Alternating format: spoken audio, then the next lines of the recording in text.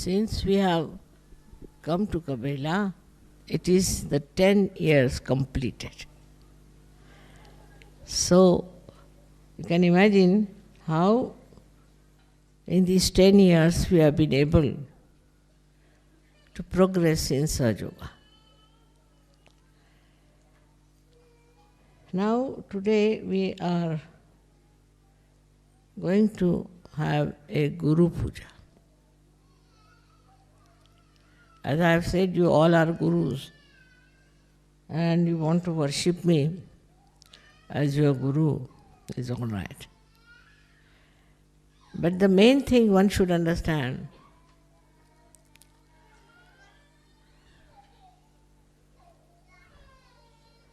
that you have become Guru, no doubt, because you have the knowledge. You have the absolute knowledge. And so we can say you have become Gurus, no doubt. But one has to understand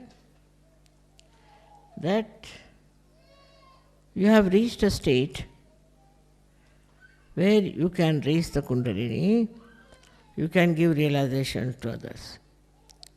Also, you know what is the absolute knowledge. To know the absolute knowledge is very important, and to assimilate is even much more important. Though we know the absolute knowledge, we cannot assimilate it that well. That means we cannot go deep into it. What is the reason for that? We have to realize that we have all come out of the heritage that was the animal kingdom. From the animal kingdom, you have evolved.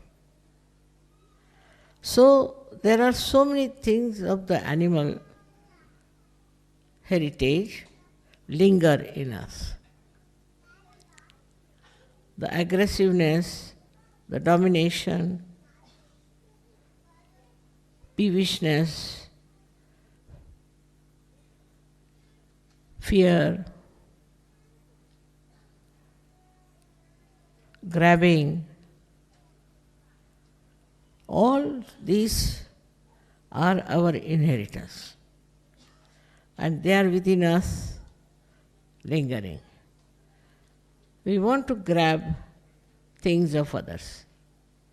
Not you people, of course not, but people who are not yet in Sahaja Yoga. They first used to grab lands, then they started grabbing people, making them slaves. Then they were not satisfied with that, so they were grabbing kingdoms, jewelry and all these things. So just to grab. They have no legal right, still they would grab. It seems very funny, it seems very inhuman, but it is there because of our inheritance. Now there are so many other things like jealousy. Among animals there's very little of that. They don't have jealousies so much as we have. While we have inherited this jealousy by our own reactions and thinking. People get jealous and they want to put down others. If they cannot achieve any height, they want to bring down the heights of others.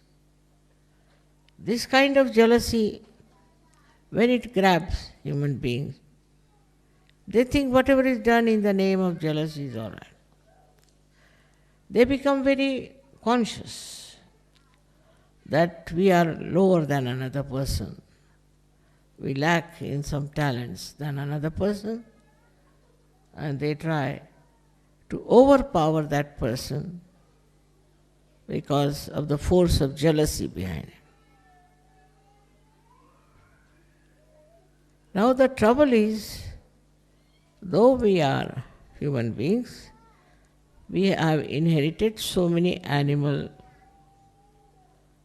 qualities. Like we are ferocious, we are angry, and we get upset as animals do. But additional to that, human beings can react because of their thinking. They think. They can think. And by thinking, all these inherited properties become perverted. Like a person wants to put down another person. Then he doesn't behave like an animal, a straightforward way. But he will find out a device, a method, he'll think it over how to do it.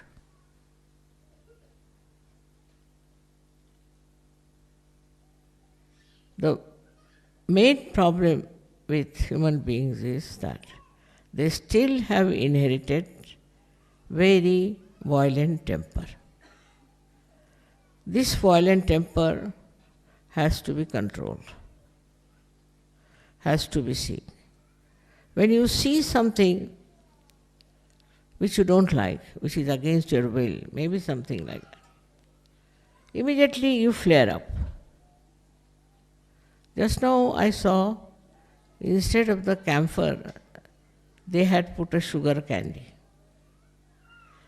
To sugar candy, they were putting the matchbox, they were using match into it, matchstick.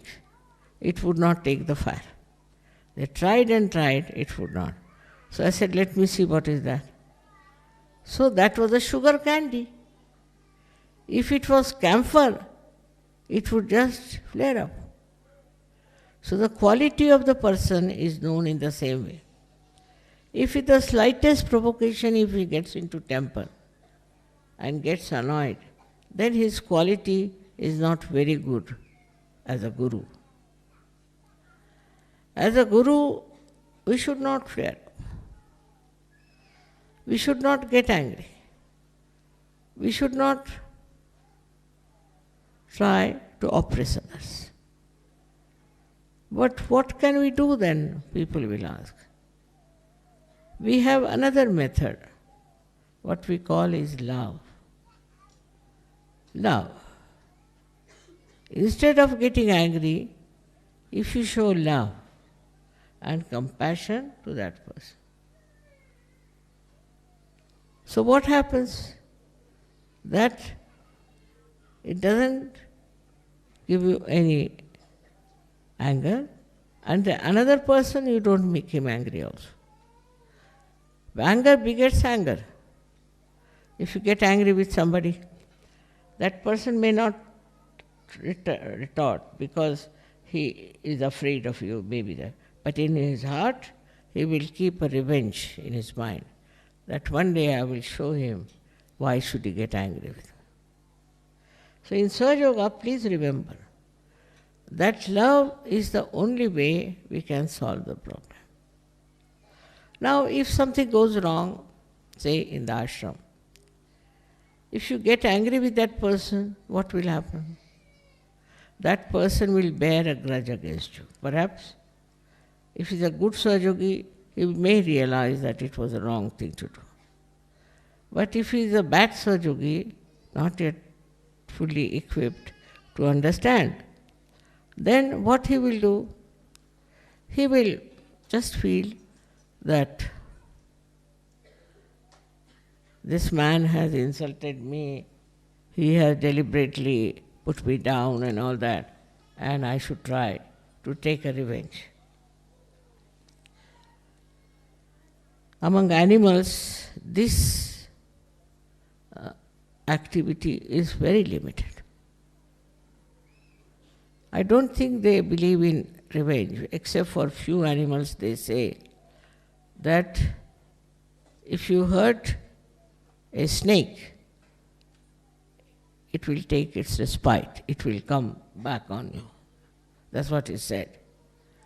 And this one is something, one quality of the snake. But as we have passed through all these different categories, we might be having some of the qualities of some of these animals within us. We may be even snakes anyway. If the snake is within us, then anybody who hurts you will remember it all your life. He has hurt me, so I'll put him right one day. I'll take a revenge. If there's a snake within us. But now if there's a tiger within you, so you will become very ferocious. At the smallest thing you will get angry, lose temper. Now, this is not a very good situation, that we are still at the level of animals and our inheritance is still working in us. So we have to keep a watch. We have to be good gurus, and for good guru, you have to have a very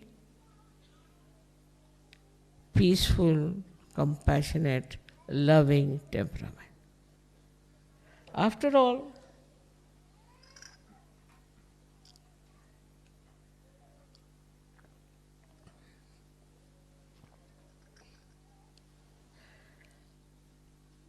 one has to understand that people have this inheritance. And some people have more, some people have this, or some people have that. For that, if you get angry with that person, it's not going to help him or help you. But if you are loving and compassionate and you explain that person what is the problem is and what you want to do, I tell you it will improve. He'll definitely improve and he'll feel your love. Of course, sometimes it's necessary to also forgive such a person. Such a person is to be forgiven. Absolutely. In that doesn't mean that if he has done wrongs, all kinds of wrongs, you forgive him and he goes on still with the same. Doesn't mean. Forgiven means forgotten. Such and such person has been misbehaving, so just forget. Forget it, completely forget it. For a guru it is important. For a Sahaja Guru, I must say other gurus were not like that. They were absolutely, I would say, extremely hot-tempered. And they used to lose temper on people. Once I met a guru and he told me, "Mother, you are too kind to them. And with this kindness you cannot create good people." I have had enough of it, he said. I had made 2 people into gurus. And one of them got lost in the money. All right, what happened to the second? And second one got lost in the women. So I said, now it's all right. If they are lost, they are lost. But if you can revive them with your love, affection, and kindness, better get around them. So the one who was lost, I think if you open that door, people sitting outside can also hear me. Who are those sitting outside?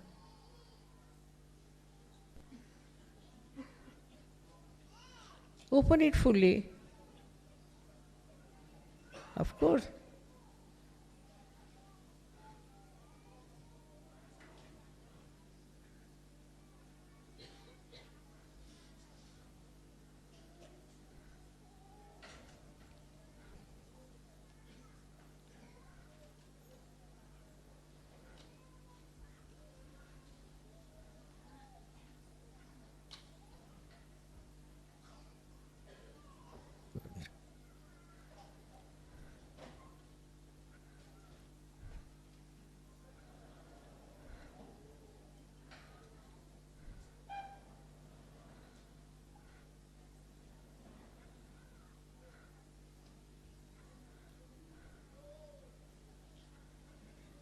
Let them move this side.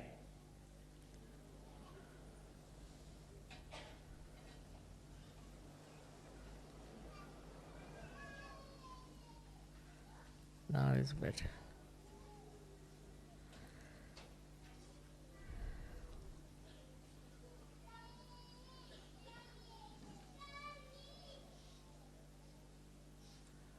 So, as a guru, you must conclude that they are still lingering with their inheritance. But the second problem is much worse. Because human beings can think. Of course, animals also think, but it is always conditioning. Whatever conditioning they have, accordingly they behave. But they don't have ego, that kind, as human beings have developed. So the gurus develop also a very bad ego. The first ego is, other gurus I have seen, they told me, that we have done so much, we have worked so hard to achieve this state, and why should we give realizations to others? Or if they have got realization, then what have they done? Why should they get realization? It's become a comparison between their own state and how they have achieved it and how others have to achieve it. So they make all kinds of different torturing, troubling maneuvers. For example, they may make the disciple stand on his head, give his family up, do this, do that. They'll beat, they can beat also. They will make him stay in the water for a long time, making stand on one feet. Like this they punish. And the worst come to worst, they may beat with sticks or with stones. They are like that. They don't want to talk. They don't want to understand what the another person has to say, or the ones who are seekers, how they should be treated. All this anger and all these things might have been all right before, but after the advent of Sahaja Yoga, you must know it is not necessary. It is not at all necessary to give any physical punishment to your disciples. Now, also the mental punishment to your disciples should not be given. Like people start saying all kinds of things to their disciple.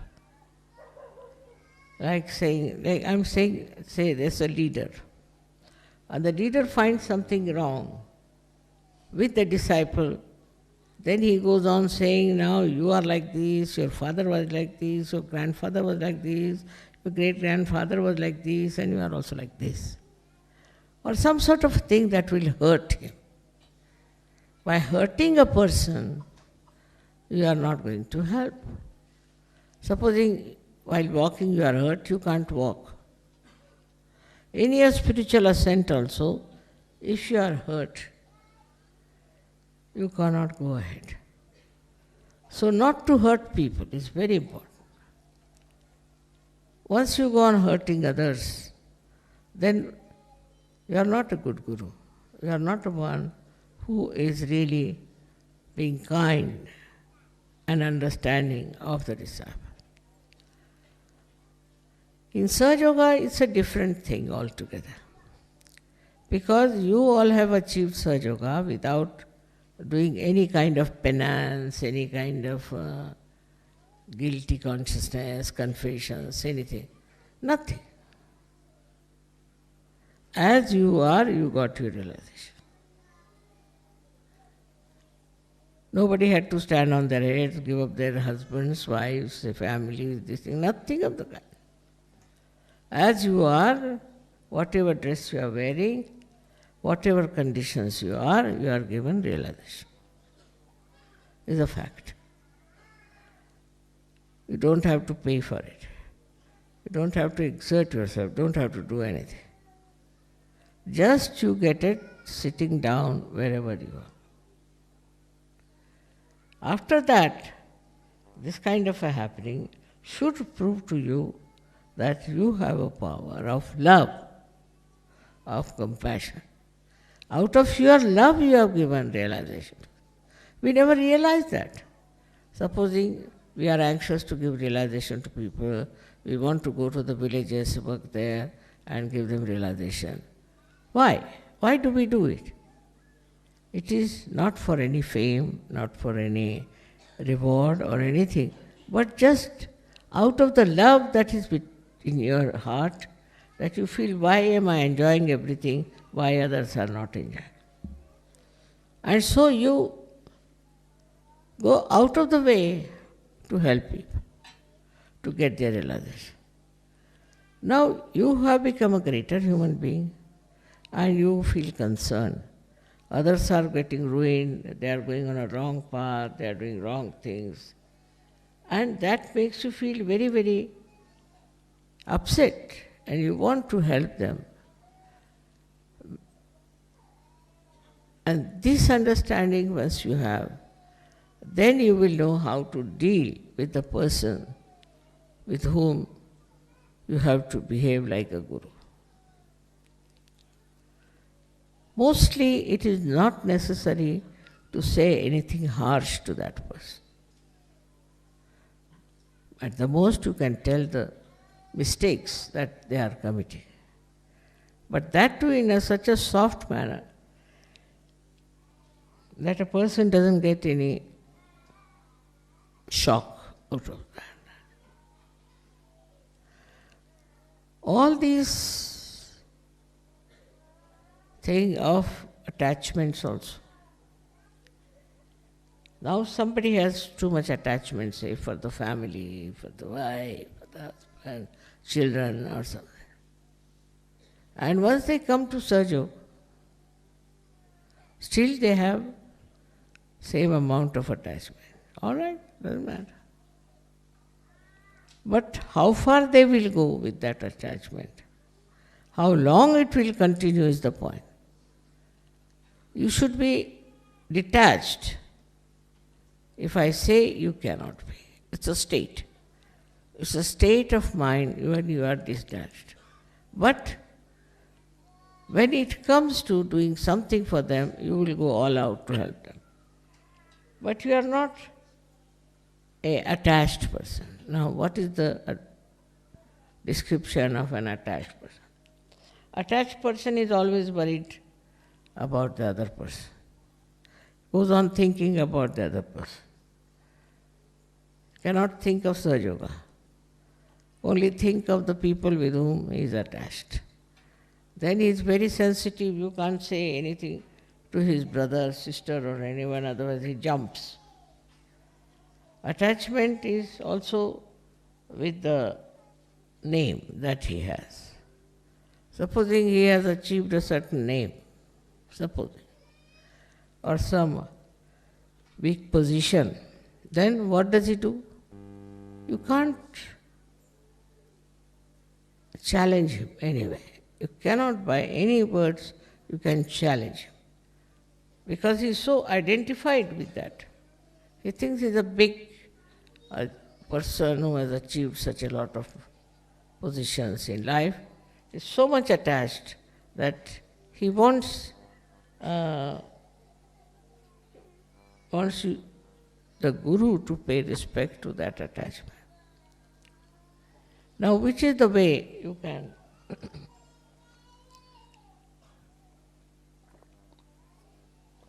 solve that problem? Supposing somebody is very much attached to his wife, say for example, then you should not discuss and argue with that person. Not at all. Because he's still coming up slowly up to this stage.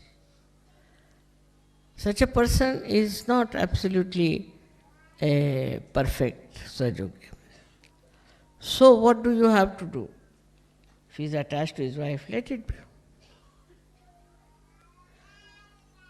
But the divine will work it out. And he will realize that what he has been thinking, doing, and taking decisions is all wrong. And once he discovered it himself, then he will get detached. But if you go on telling him anything and try to argue it out, it will never work out. So you must understand that as human beings, whatever we were, also as Sahaja-yogis, we have problems. And these should be slowly should be dissolved. Not by argument, not by saying things, but by love and compassion. If you have love for a person, you will be amazed, 99% people value love. This is the third quality of human beings, I should say. First is his inheritance, second is he thinks, and thirdly that he values love. Anybody who loves, the another person values that love. Because he thinks that this particular person is loving me, not my wealth, not my beauty, not my this thing, but he's loving me. And this idea of love, this is something that will get him completely detached from that person easily. How? It looks very funny that if you like somebody, if you love somebody, and then you should get detached. It's only possible in Sahaja Yoga. In Sahaja Yoga, your state of mind is such that you are absolutely detached and absolutely attached. How? For example, now, say I have my daughter. So, I am detached. I never telephone to her, I am never bothered about her. Because in Sahaja Yoga, you know how is that person. If the vibrations are right, why should you telephone? Why should you talk to her? Why should you ask for anything? No need. Only on vibrations you will know how the person is. And so it will seem that you are absolutely detached. But when you will find the vibrations are showing or are indicating something serious about that person, what you will do, you will put full attention to that. Full attention. You put attention, but not attachment. So the attachment doesn't solve the problem. What solves the problem is attention. But when you are not detached, then your attention is attached attention. It's an attention that is not available to everyone, an attention that gets stuck, absolutely stuck into that person with whom you are identified. Try to understand. So to be identified with someone is not actually what we can say paying attention to that person. And then your attention will work. If you are of that level, whenever you put attention to that particular person who needs your attention, it will work. But if you are all the time wasting your attention on a person because you are attached to that person, your attention will be tired. It won't work out. It's a big I should say, a paradox. That if you are attached to someone, then your attention doesn't work. And if you are not attached to that person, you do everything else. Now you have to give lecture all the time, give lecture. Then I have to do some cooking, I'll do cooking, this, that, and that. But all the time if you are thinking about that person, all the time you want to have connection with that person, it's not necessary. That person is all right. What is there to be so much worried about that person? After all, you have to do Sahaja Yoga, you have to do so many things, you have to raise Kundalini, you have so many. Now you are getting attached to one person somewhere. It's not a very good thing. By that kind of attachment, your attention also becomes useless, absolutely useless. So let the attention be free. Attention should not be bound by your attachments. Attention should be absolutely free. So it works automatically. Automatically. And you will be amazed, even if you do not pay attention, the attention will work it. It is such a great thing to have this spiritual attention, which is nothing but love. It will just act. You will be amazed how it acts. It's another world I am talking about, not this mundane world, but something higher, where your attention works, and works so beautifully that you are amazed how it has worked. But you should not bound it by your attachments. If it is bound, you can have a very limited sphere. Only the people who are attached to you, or you are attached to those persons.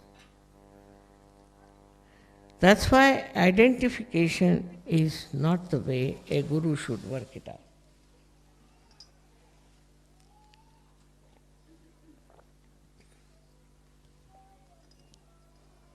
Now, there are 10 disciples and one guru. And the guru likes only one. He thinks this is the best and he should be encouraged and should be given all the possible help. But that's not going to help. What on the contrary should say, he is already good fellow. He has risen very high, he has gone very deep. So pay attention to those who are not so good. And talk to them about it, that you have to come up in a very sweet manner. You have to talk to these other people who are not yet there or who are still struggling. You have to understand. You have to notice what are they doing. Why is it they are not improving or rising in their attention? What is the problem? Why the divine is not flowing through them? And you will find the reason for this is that people do not have good attention is because it is focused on someone all the time. They feel this is their responsibility, that it should be focused. It's just to give an explanation, it's just an explanation to say that, see, naturally I have to be worried about this, I'm worried about that. It's just an explanation. But if you really don't fix your attention to one person or 10 persons only, then your attention looks after the whole world.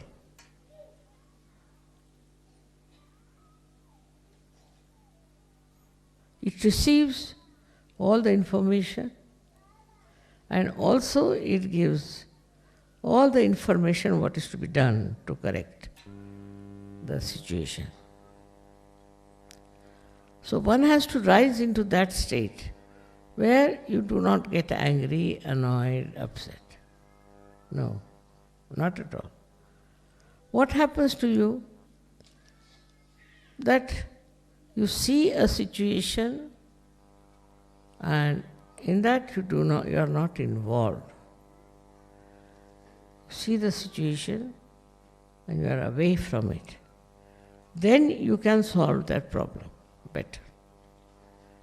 But if you are part and parcel of that problem, then you cannot solve.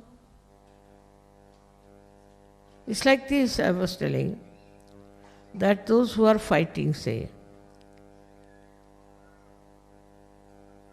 cannot solve the problem. But a person who is not fighting can solve the problem. So it's a very simple thing to understand that if you are identified, if you are involved with one person or with one kind of a thing, then you are lost. So our attention has to be always free and can be applied widely, wherever needed. That is the state one has to reach. If you reach that state of mind, it's not I'm saying you can do anything about it, it's just a state of mind. Now, how do we do that? Only through introspection. Through introspection, you will understand that you need help to solve your problems. Firstly, the problem is how to face yourself, because you are a little bit shy or maybe nervous about it. As the time comes, you'll be amazed that this nervousness has no meaning at all. When you try to be deliberate about it, then it won't work out. But if you are sahaj, it will work out. So we come to the second point, apart from the attention, that we should leave everything into the hands of Param Chaitanya. Let the Param Chaitanya solve the problem. This is the problem, let Param Chaitanya solve the problem. We are not bothered. So a detachment comes. You give the whole thing to Param Chaitanya to solve. So you are not in it, you are away from it. Very, very simple things are there. That if you understand that we suffer because everybody feels responsible for us. Everybody thinks they are responsible, they have to do this responsibility for us. Somebody says, this responsibility he has to do. All these things are worrying them. And that is the reason today we have a very complex society. They are suffering from all kinds of diseases in which only thinking is responsible. By this thinking all the time, thinking about one person, thinking about one problem, you reach nowhere. At that moment, what you have to do is to leave it to the Param Chaitanya. If it goes to the Param Chaitanya, it will manage.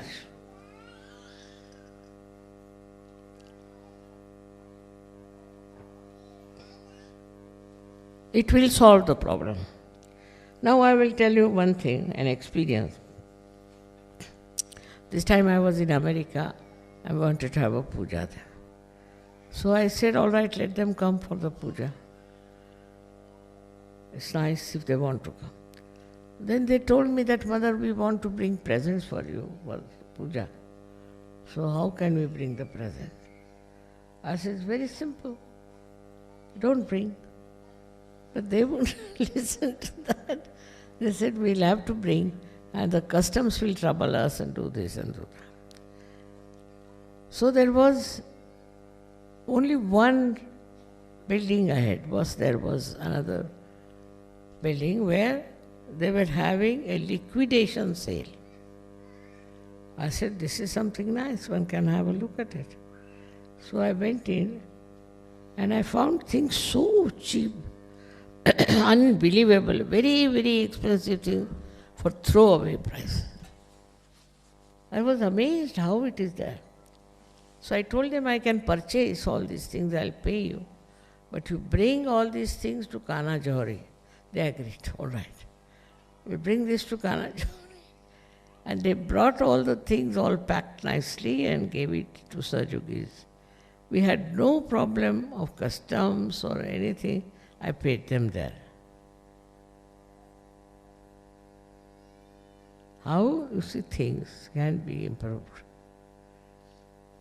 By understanding what is the most important thing is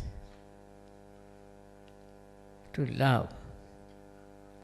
But love is truth, and truth is love. If you have love for somebody, genuine love, then anything you want to do with that person will be absolutely obvious because it will be truthful. Anything you say to such a person will be absolutely obvious, clear-cut, because it is absolutely truthful. So when you are dealing with somebody also, you should be extremely truthful. Of course, you need not say things that will hurt him, but you must use such ways and methods that will not in any way hurt the other person, which will have an effect on that person. So this kind of a gurus we need now very much in Sahaja, because Sahaja has spread a lot. So first of all, our temper has to be brought into proper shape. A guru has no business, I mean the Sahajogi guru, has no business to lose temper at all, on any point whatsoever. If they can really do that much, it will save our, so much of worry, so much of problems, so much of mess we create. All this can be solved very easily. But first we must have pure love in our heart. Not love out of some gain or out of some sort of reward, but pure love if we have, then we can work it out very easily, anything that you want to do.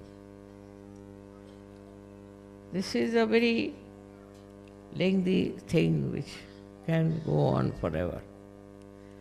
Because after all, the gurus have to know what are their duties and why they are gurus is very important position, that they are gurus. And they should use that position for exhibiting tremendous understanding of their disciple and also their purpose should be clear-cut. People should not doubt him, should not think why he is doing such and such things. It should not be a mystery, but should be absolutely clear-cut. All these things I am telling you today because today we have completed 10 years of stay in Kabela. Kabela has been extremely kind to me. There are lots of people to serve. I tell you, very lots of people. It is a very far-fetched place. Everybody discarded it and said, where are you going to live and all that. But here only it has worked. And that should be accepted as a very good indication that Sahaja does miraculous things. Miraculous. But foremost thing is you must know vibrations. If you don't know about vibrations, then you can't do it. For example, when I first came to Cabela, everybody told me, Mother, very lonely place, there are mafias around, there are only 6, 7 houses there, where are you going, what is this? They all warned me. So I came here, and immediately I told the mayor, I'm going to buy it, and tomorrow I'll pay you the money. He was surprised. How can I do that? I said, don't worry. Perfectly all right. On vibrations it was. On vibrations I decided that this is a wonderful place. And vibration helped me so much that time. Though everybody discouraged me and everybody gave me a very big picture, horrible one, but still, where is the mafia now? It's gone, finished.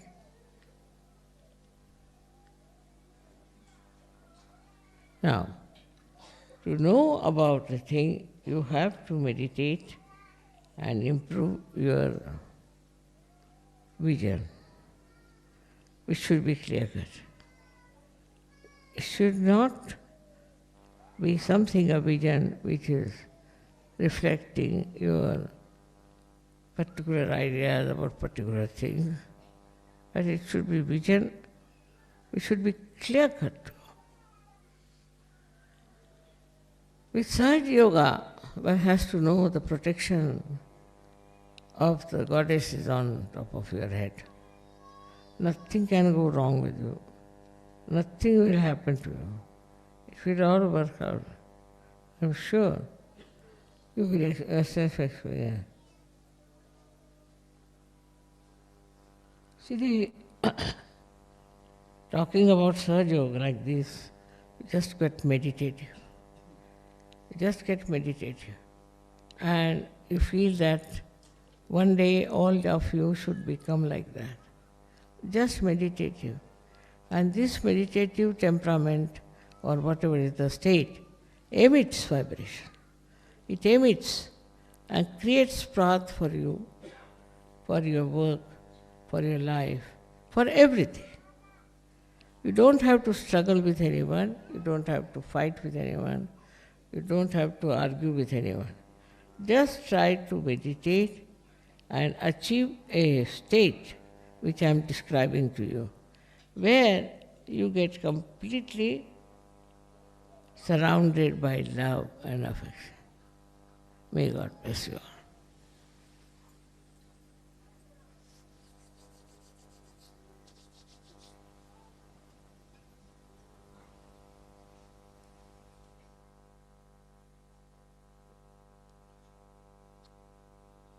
There's one thing is important to understand, that you should not go to extremes of everything, which is also a human quality. For example, if they are rational, they go on rationalizing everything. I can't do this, I can't do that. Something like that goes on. The second part of it is that they become very emotional. And they become so emotional that they start doing wrong things in the name of emotionality. You have to overcome these two things. If you have not overcome that, what's the use? What's the use of calling yourself Sahaja Yogis? Minimum of minimum, this much you must do. Going to the extremes must be avoided. Keep a watch upon yourself. If you are going to the extremes, nothing will work out. You might develop cancer, develop horrible diseases on one side, and on the other side you might become a very rational person and no Sahaja Yoga will enter your head. So you have to keep the balance all the time. And with that balance, like somebody is a Sahaja Yogini and she has done something very wrong, then you should not become emotionally attached. Oh, Mother, what is it? We should forgive. No. You tell her that you must improve your vibrations and must come to balance. And once you are in balance, then I will consider your case. Then I will say it is so or not. But if he has no balance, he goes into rationality, goes into emotional thing, and this emotional business can take you to any nonsensical thing, as it is a psychological case. And one can go into very, very wrong things that they are doing out of this emotional thing. See, like even singing songs that are neurotic or anything, you see. All this emotional thing can take you anywhere. So to be emotional is not needed, you must love. And left one is what you can call another extreme. One side is emotional, another is rational. In rationality, you can start justifying anything, like Hitler did. He said, no, this was right, I was doing was right. He took something into his head, and now this is right. This is rationality. So both things are to be properly balanced, and you should see that whatever you are doing are giving you a proper result. So thank you very much again and again. May God bless you.